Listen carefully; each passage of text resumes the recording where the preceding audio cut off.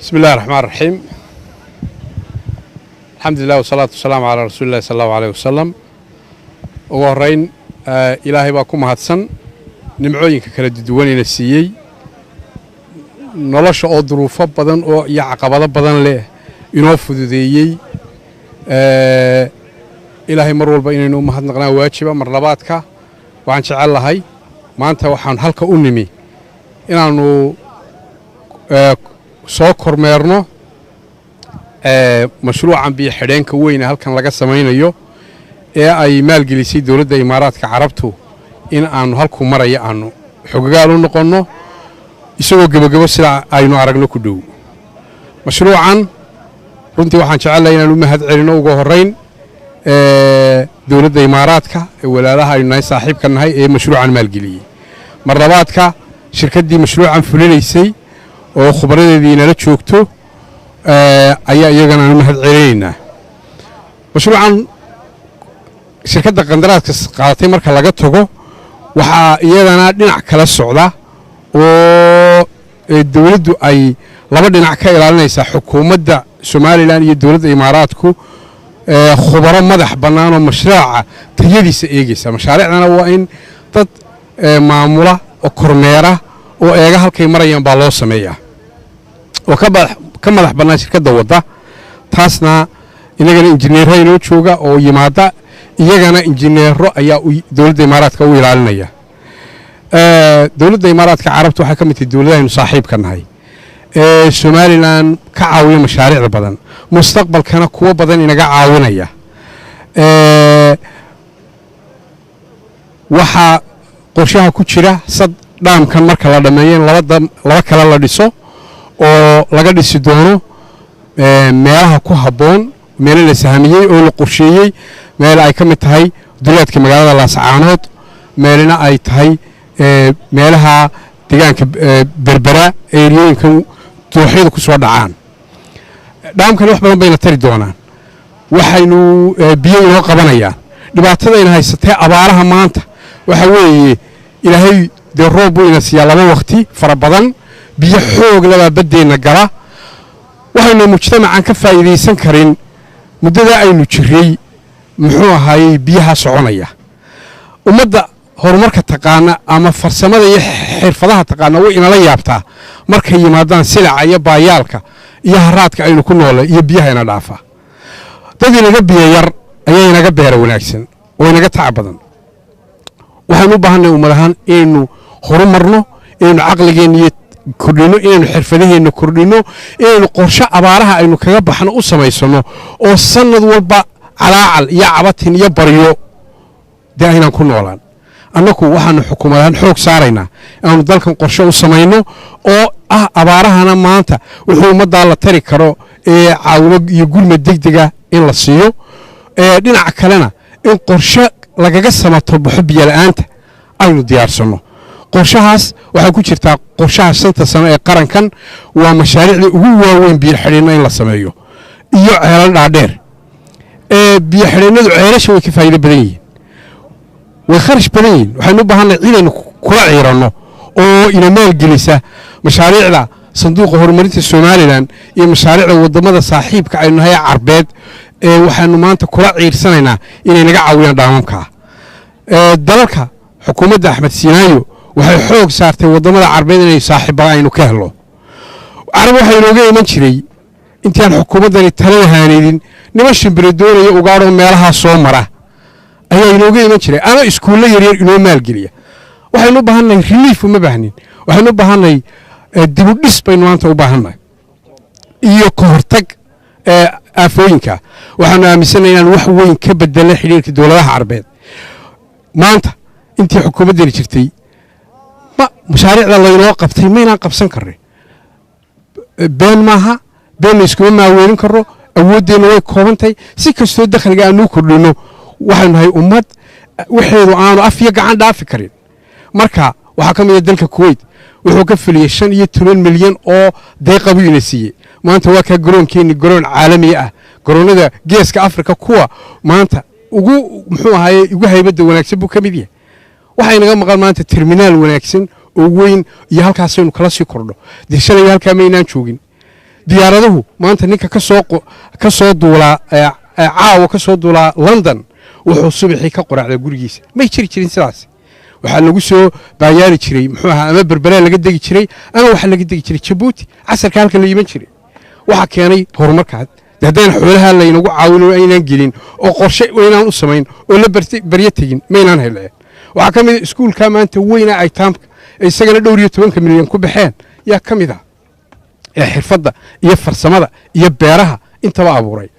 وهم هذا قلنا دولة الكويت إنه ورانا دولة الإمارات كنا والله مد مشروع 9 مليون باكو بحي إنه هذا شغله كوبحية كوا كنا مدوا بين تاسا كوبحية والعقوين مركز اللي يسوقيه سيدو كله مصر خي حوالين اللي جو قليي حولنا ولون بينو قادنا أو كسي اللي بعطوه بطة وحيا ما أنت يسنق بجمع مجال بربرك كجدو ودولة الإمارات كنا نردستي مشروع كهلا مدا ويسوقنا إلى 6 مليون كوكعية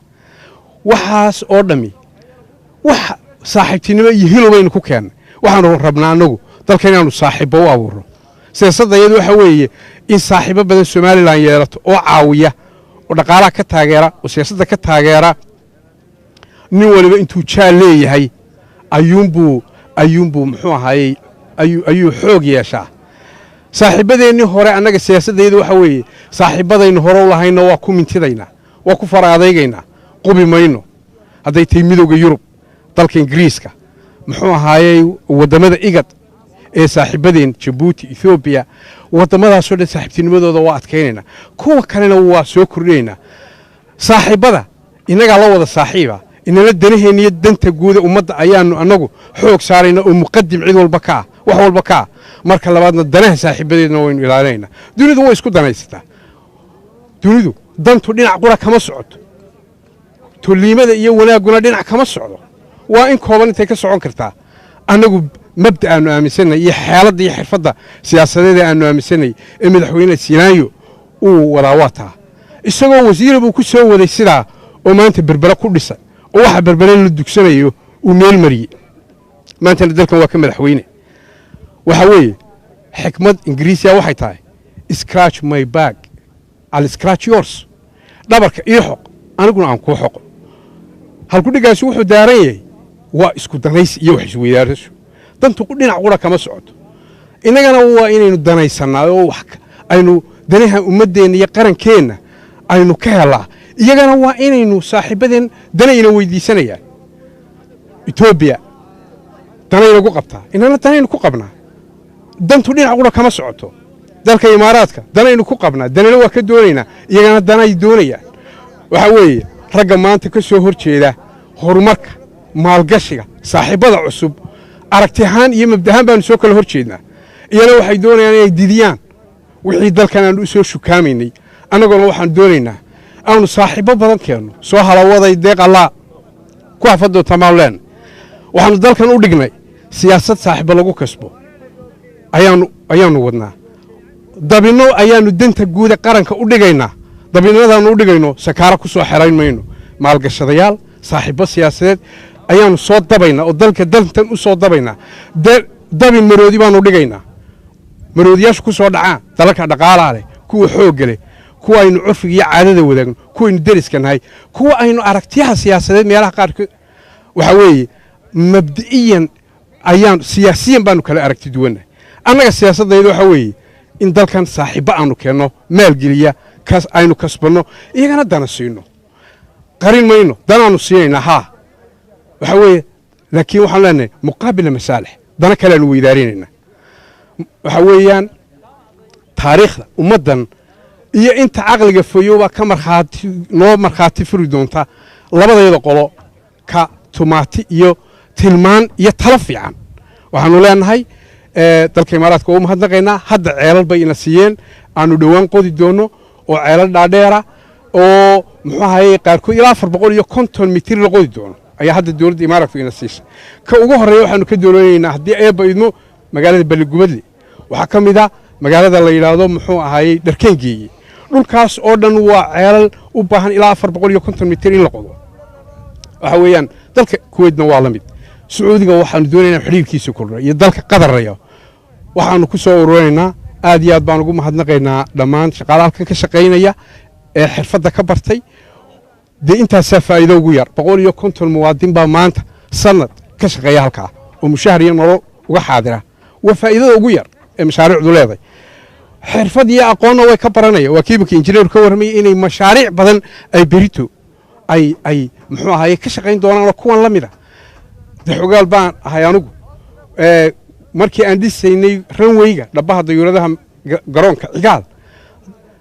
waxa ay inoo yimi khubaro weligan wadda asfalana maynaan samayn waxa ugu horreeyey garoonka caasimadda taaynu ka samaynay waxay keentay in magaalooyinkeenni maanta asfalana waddooyina aynu samaysano oo warshadaha aynu ku dhiirano dhallinyaradii ku tababarantay ayaa maanta ka wada shaqaynaysa shaqaaleynu xirfad u baahan yahay maanta waxaynu xoojinaynaa waxaanu dhiirigelinaynaa dhulkan la beero xooli waa kuwa inaga baxaya wayna xoolaha si casriyaysan wixii soo dooga u dhaqnaa oo sidii hore ka bedelaa waynanu beera tabcanaa buurahaasaa wax laga beeraa yamani inagama dhul wanaagsan inaga dhul xun haddana buurahay wax ka beeraa waa xirfad iyo aqoon bini aadamku kuma dhasho qof waliba isagoo qaawan oo aan aqoon maran buu dhashaa waa tababar iyo mahaarad weeye ra-iisul wasaare waddanka etoobiya waa u mahadnaqaynaa mudane xaylo maryan desaaye kulankii dhoweydaanu la yeelannay wuxuu noo ballan qaaday inuu naga caawiyo khubaro iyo aqoon-yahano beeraha dadka muwaadiniintaa bara oo ina tusa halka roobka ku yar yahay waxa fiicane ka bixi kara ee tayada leh wuxuu noo ballan qaaday inuu inagu caawin doono khubaro dhismaha inaga caawiya waddooyinka inaga caawiya waa dal inaga weyn population fara badan aqoon iyo jaamacada leh inuu kordhin doono buu noo ballan qaaday muxuu ahayey deeqda waxbarashada oo sanadkii dhoweydaanu 100 ka helay ilaa 2,000 oo arday in sanadka soo socda ee dabayaaqada sanadka inuu ina siinayo buu noo ballan qaaday aad baan ugu mahadnaqaynaa waa walaaladeen iyo jaalkeennii hore jaalalka cusubna waxaanu ka sugaynaa waxa iyo wax ka weyn aad baa u mahadsantihi